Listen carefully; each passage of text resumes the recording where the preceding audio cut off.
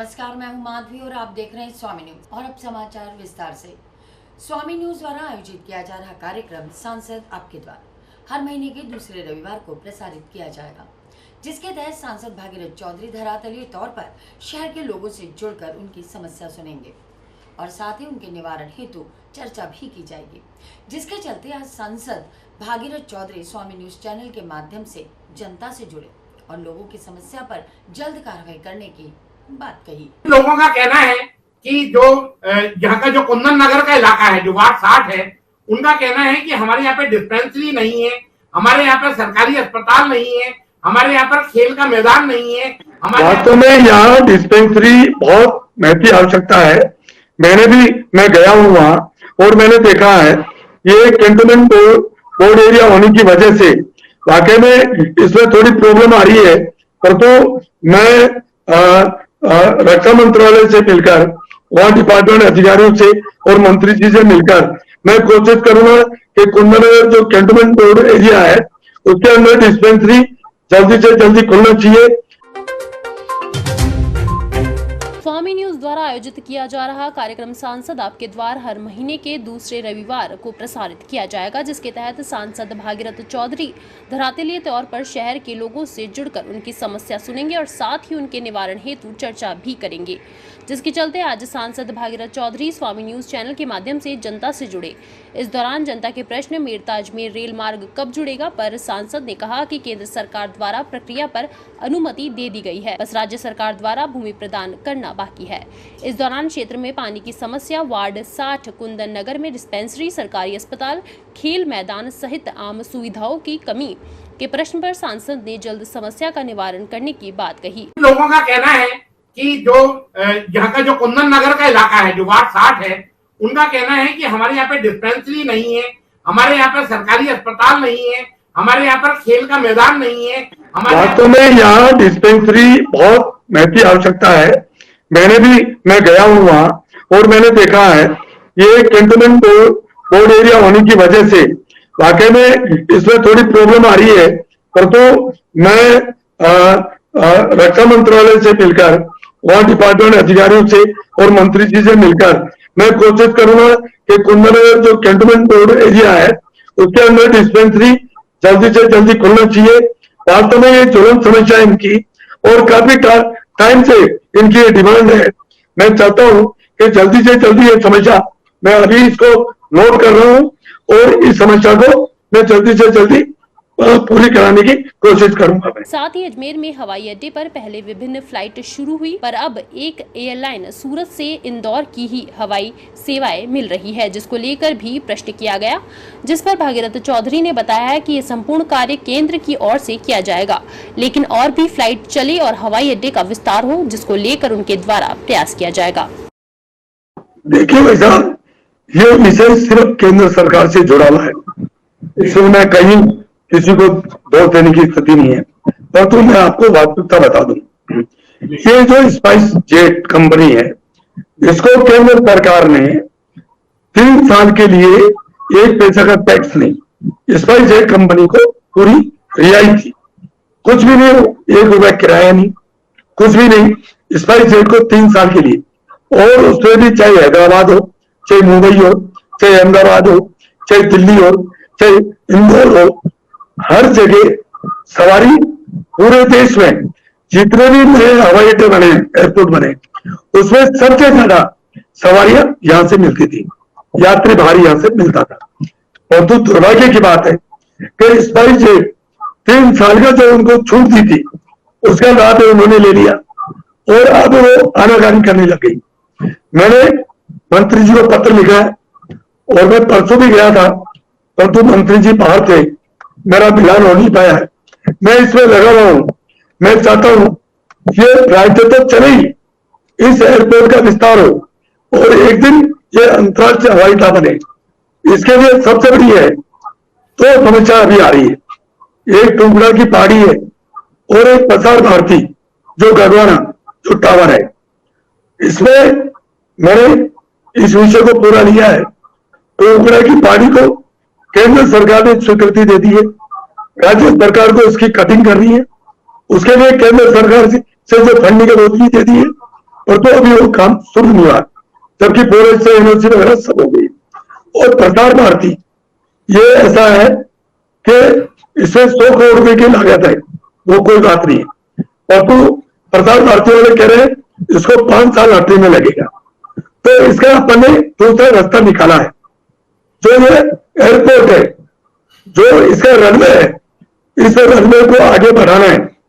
मैंने सारी इसकी स्टडी कर ली है, और ये रनवे बढ़ जाएगा तो फिर यहाँ चाहे इंडिगो है, दूसरी कंपनी जो बड़े जहाज है वो भी यहाँ आ जाएंगे, और जो स्पाइस जेट वाले जो मनमानी कर रहे हैं, जो मोनोपोली करने की कोशिश कर रहे हैं, उसकी चलनी नहीं देंगे। और भी मंत्री जी को पहले चिट्ठी तो लिख दी है, और मैं व्यक्तिगत जाके दिल्ली मिलूंगा, और इस रनवे को जब आगे बढ़ जाएगा तो प्रसार भारती वाला टावर और टुकड़ा की पहाड़ी ये बाद में कटिंग होगी। फिर भी इसमें बड़े जहाज अभी जो चल रहे हैं उससे बड़े जहाज, इसमें जो इंडिगो है और कंपनी है वो भी यहाँ आने के इच्छुक है, ताकि एक बहुत बड़ी एक ज्वलंत समस्या है हैदराबाद जो कई एयरपोर्ट की। मैं आपको बता दूं, मैंने मंत्री जी से मैंने पत्र तो लिख दिया है, उनके ऑफिस में मेरी बात हो गई है, परंतु मुझे सिंधिया जी से व्यक्तिगत मिलना है। मिलकर ये जो इसका रनवे बढ़ जाएगा तो इसमें और कंपनी आ जाएगी, तो इसकी स्पाइस जेट की जो मनमानी है, मोनोपोली है, वो नहीं चलेगी।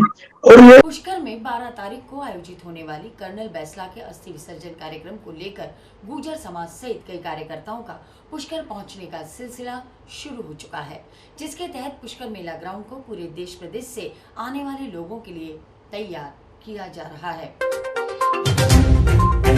पुष्कर में 12 तारीख को आयोजित होने वाले कर्नल बैसला के अस्थि विसर्जन कार्यक्रम को लेकर गुर्जर समाज सहित कई कार्यकर्ताओं का पुष्कर पहुंचने का सिलसिला शुरू हो चुका है। इस दौरान पुष्कर मेला ग्राउंड को पूरे देश प्रदेश से आने वाले लोगों के लिए तैयार किया जा रहा है। इस मौके पर गुर्जर आरक्षण समिति प्रवक्ता भगवान सिंह गुर्जर ने जानकारी देते हुए बताया कि एमबीसी समाज के लोगों के साथ कई वीवीआईपी लोग भी कार्यक्रम में शामिल होंगे।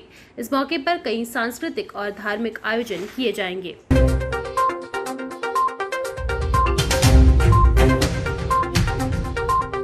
खूब सारे लोग आ रहे हैं और आप सबका स्वागत है। और जो भी लोग मेरी आवाज सुन रहे हैं उन सबको खुला न्योता है, जो भी व्यक्ति कर्नल साहब की विचारधारा से, उनकी सोच से प्रभावित रहे, चाहे किसी भी समाज से हो, किसी भी जाति से हो, किसी भी धर्म से हो, वो पहुंचे।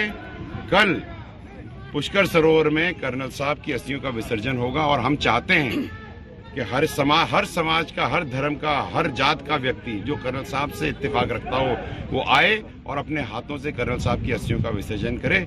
ये एक ऐतिहासिक पल है, इस इतिहास में वो साझा हो और इतिहास बनाने में साझा। सब एकजुट हैं, एक जाजम है। देखो, ये देखो, आप इधर दिखाइए, एक हरे रंग की जाजम है, एक लाल है, एक पीली है, लेकिन लगे सब बराबर है।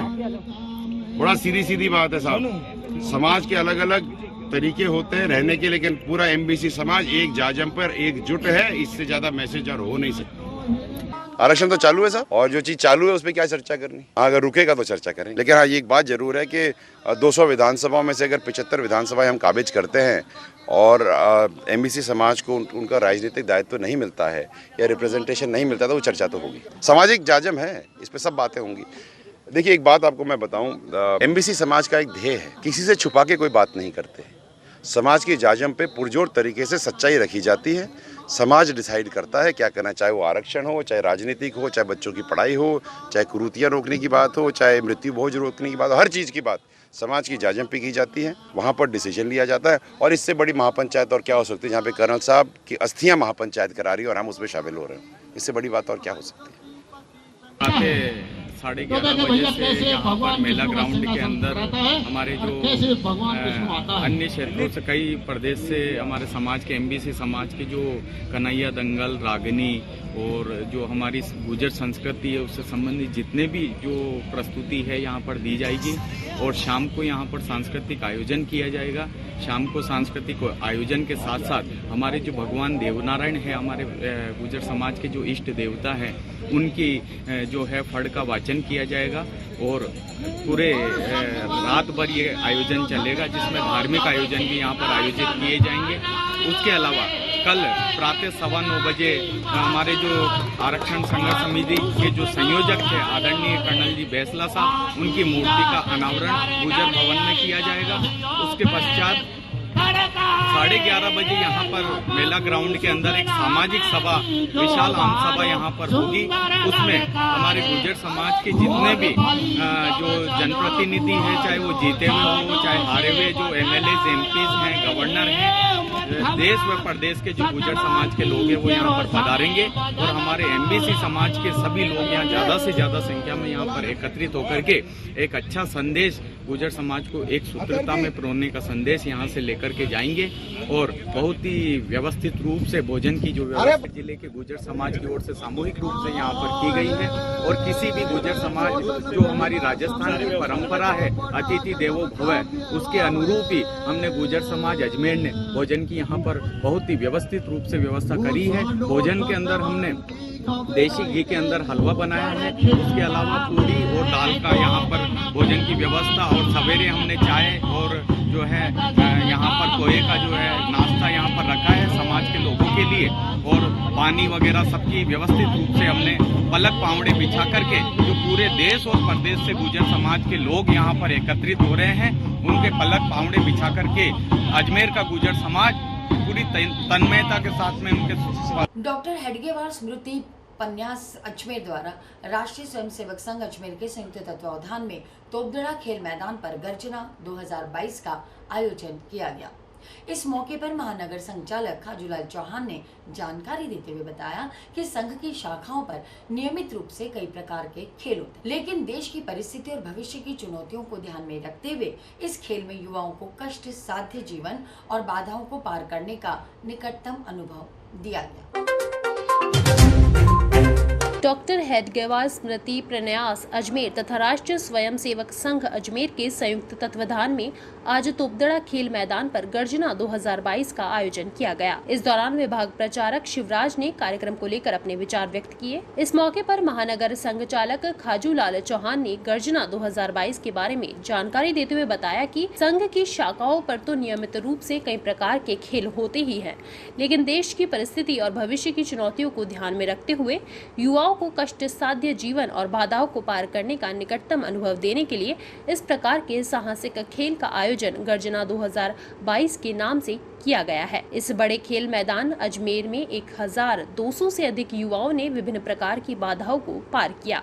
इस बड़े खेल के दौरान अजमेर के 1200 से अधिक युवाओं ने विभिन्न प्रकार की बाधाओं को पार किया, जिसमें मचान से कूदना, सुरंग पार करना, दलदल, दंगल, रस्साकशी, मटकी फोड़, बर्फ की गुफा, अग्नि बाधा, पानी को तेज रफ्तार आदि सम्मिलित थी। वहीं कार्यक्रम के अंत में 300 पौधों का वितरण भी किया गया। कार्यक्रम के दौरान प्रांत संघचालक जगदीश राणा, विभाग संचालक बसंत कुमार विजय वर्गीय सहित अजमेर शहर के कई जनप्रतिनिधि एवं गणमान्य लोग मौजूद रहे।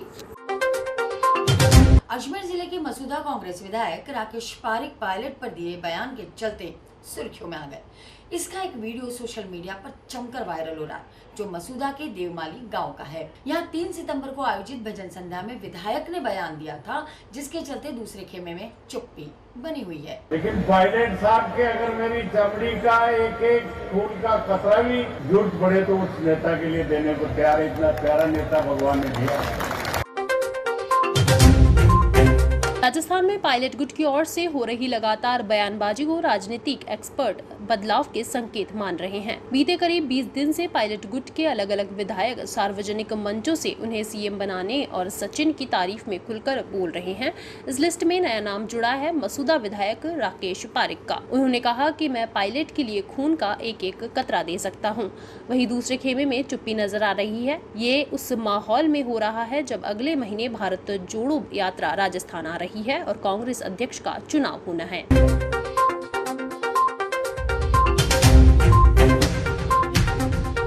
लेकिन पायलट साहब के अगर मेरी चमड़ी का एक खून का कतरा भी जरूरत पड़े तो उस नेता के लिए देने को तैयार है। इतना प्यारा नेता भगवान ने दिया। आज इस चीज को कोई भूल जाए, लेकिन मैं मेरे बाप की औलाद हूं, मैं भूलूंगा नहीं जिंदगी भर। ये तो फौज से तो आती जाती रहे, विकास में सरकार से कोई कमी नहीं आने देंगे, लेकिन एक देव दरबार से प्रार्थना करें कि राजस्थान का सारा युवा, राजस्थान की सारी माताएं बहनें, राजस्थान का 5 साल का बच्चा भी जहां पायलट साहब की झलक पाने के लिए दौड़ता है, ऐसा नेता मैंने मेरी जिंदगी में नहीं देखा। तो इस देवधनी दरबार ने, देवमाली दरबार ने ये ऐसा भाई मुझे दे दिया। अभी आज उनके नहीं बोल पाते यहाँ पे। 12 सितंबर को तीर्थ नगरी पुष्कर में स्वर्गीय कर्नल किरोड़ी सिंह बैसला के अस्थि विसर्जन कार्यक्रम को लेकर आज प्रेस वार्ता आयोजित की गई, जिसमें गुर्जर आरक्षण संघर्ष समिति के प्रदेश अध्यक्ष विजय बैसला पत्रकारों से रूबरू हुए और कार्यक्रम की विस्तृत जानकारी साझा करी। 12 सितंबर को तीर्थ नगरी पुष्कर में स्वर्गीय कर्नल किरोड़ी सिंह बैसला के अस्थि विसर्जन कार्यक्रम को लेकर आज प्रेस वार्ता का आयोजन किया गया, जिसमें गुर्जर आरक्षण संघर्ष समिति के प्रदेश अध्यक्ष विजय बैसला पत्रकारों से रूबरू हुए और कार्यक्रम की विस्तृत जानकारी साझा करी। इस दौरान विजय बैसला ने जानकारी देते हुए बताया कि कर्नल बैसला को जन्मदिन के अवसर पर ही उनकी अस्थियों का पुष्कर सरोवर में विसर्जन किया जाएगा, जहां 12 सितंबर को सुबह 11 बजे सभा का आयोजन होगा, जिसके बाद 2 बजे अस्थियों का पुष्कर सरोवर में विसर्जन होगा। इस कार्यक्रम के चलते पूरे प्रदेश और देश भर से बड़ी हस्तियां कार्यक्रम में शामिल होंगी।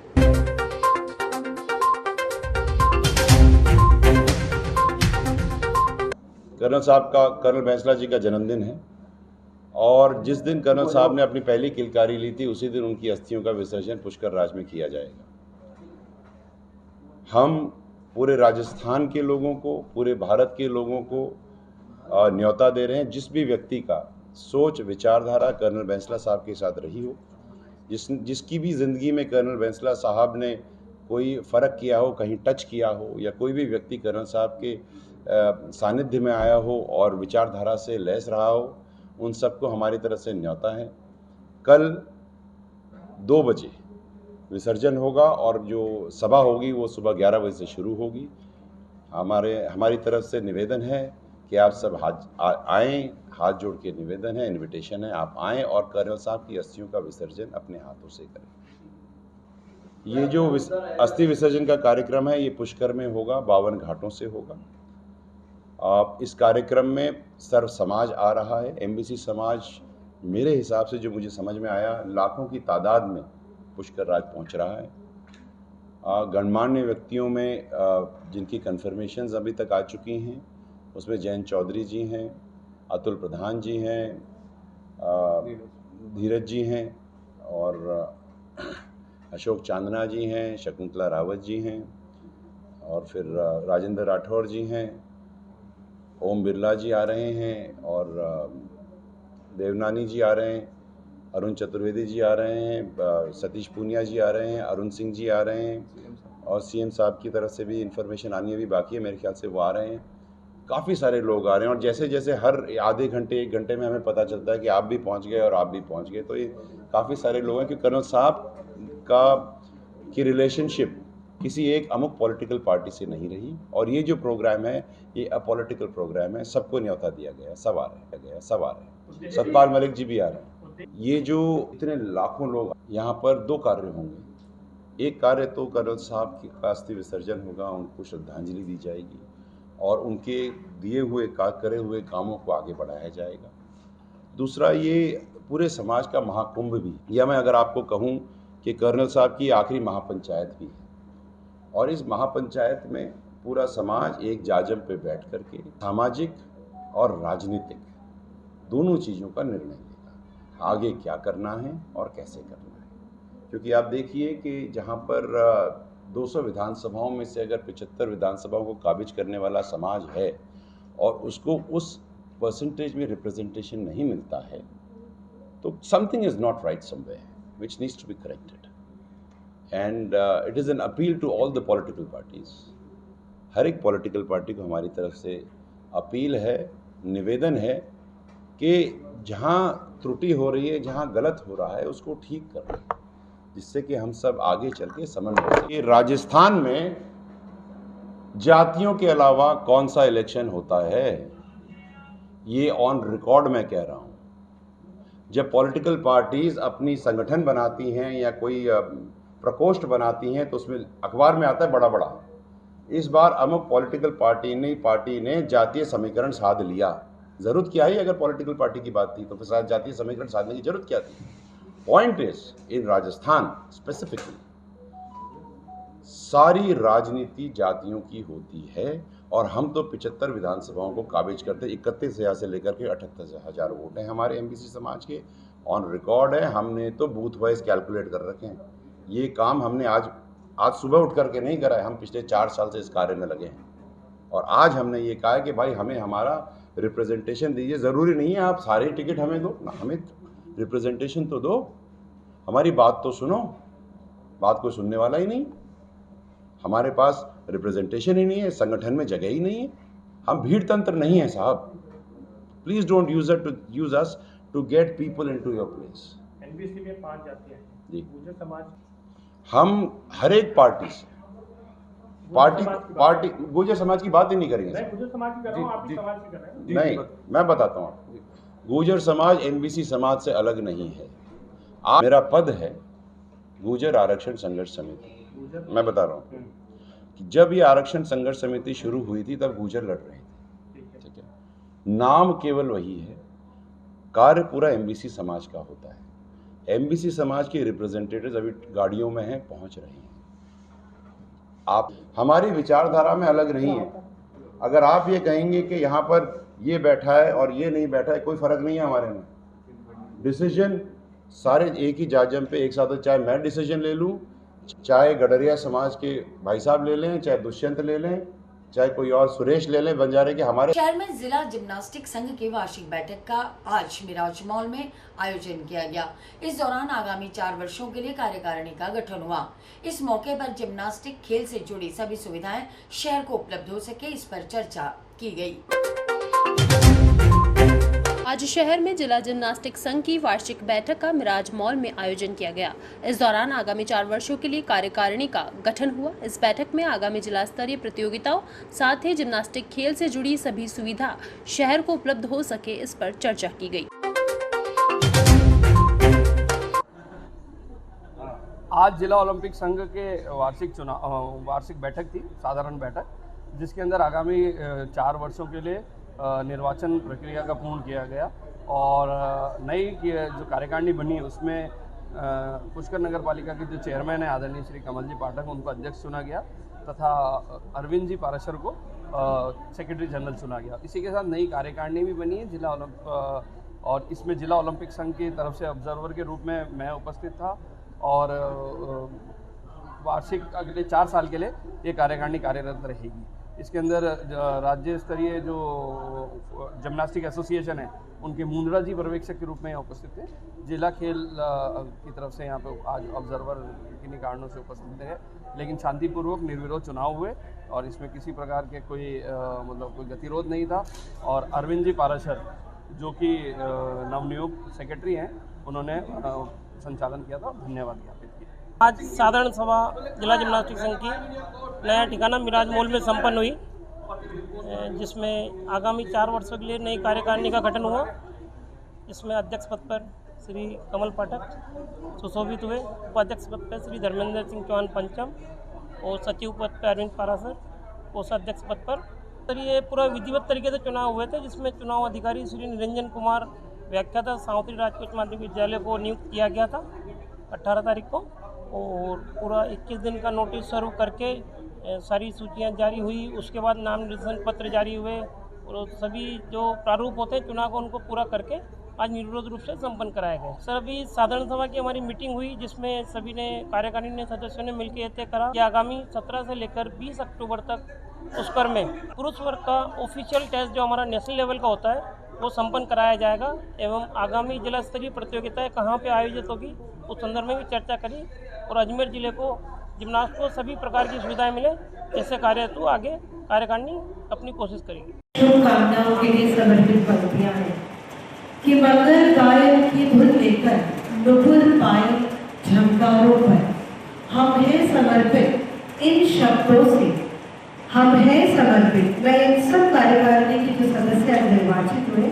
उनकी तरफ से भाव दे रही हूँ कि हम सब समर्पित इन शब्दों से शुभ काम फले हमारे अंगे, आशा के पुष्प तुझको समर्पित, आशा के पुष्प तुझको समर्पित। अजमेर शहर का यशोगान, अजमेर से जुड़ी समस्त ग्रामीण गतिविधि जो जिम्नास्ट को और भी आगे प्रबल कर सके, यह सब हमारी आज की कार्यकारिणी के माध्यम से निर्विरोध रूप से निष्पक्ष भाव से आगे। वैशाली नगर स्थित कॉलोनी निवासियों की ओर से प्रेम प्रकाश आश्रम में श्रीमद् भागवत कथा का आयोजन किया जा रहा है। 11 सितंबर से लेकर 18 सितंबर तक वीरभद्र महाराज द्वारा कथा का किया जाएगा पाठ। यहाँ पे चौरसियावास रोड स्थित झूलेलाल मंदिर पे 151 कलश की शोभा यात्रा निकाली गई। वैशाली नगर के चौरासियावास रोड स्थित झूलेलाल मंदिर पर आज कलश यात्रा का आयोजन किया गया। इस अवसर पर कॉलोनी निवासियों की ओर से प्रेम प्रकाश आश्रम में श्रीमद् भागवत कथा का आयोजन किया जा रहा है, जहां कथावाचक श्री वीरभद्र जी महाराज द्वारा कथा पाठ किया जाएगा। बता दें 11 सितंबर से 18 सितंबर तक यह भागवत कथा आयोजित होगी।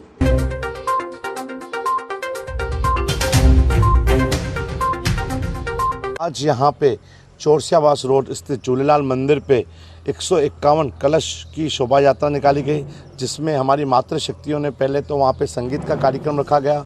तत्पश्चात मुझे और मेरे परिवार के लोगों ने और अन्य भी काफ़ी मेरे साथियों को वो हमारे को ठाकुर जी की सेवा करी, भगवत कथा की पूजा करी।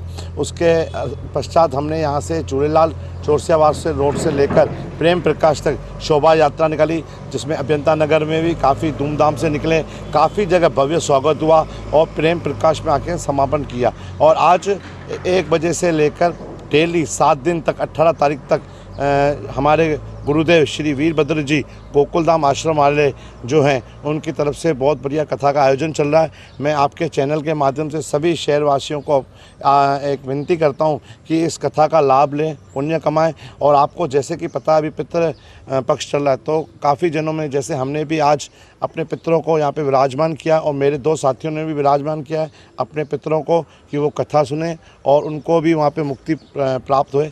और सभी शहरवासियों को पुनः एक दफ़े भगवत कथा के में आनंद में अपील करूंगा कि आएँ और भगवत कथा। और इसी के साथ ये समाचार बुलेटिन समाप्त होते हैं। मुझे दीजिए इजाजत, देखते रहें स्वामी न्यूज़।